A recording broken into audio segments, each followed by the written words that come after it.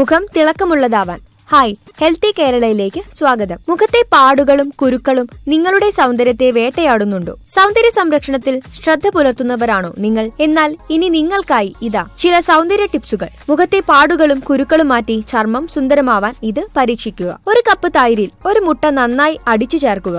ഈ മിശ്രിതം 1 മണിക്കൂർ മുഖത്ത് പുരട്ടിയ ശേഷം തണുത്ത വെള്ളത്തിൽ നന്നായി കഴുകുക. ഇത് ഒരാഴ്ച തുടർച്ചയായി ചെയ്താൽ മുഖത്തെ പാടുകളെല്ലാം മാറി തിളക്കം ലഭിക്കും. കാബേജ് നന്നായി അരച്ച് മുഖത്ത് പുരട്ടുക.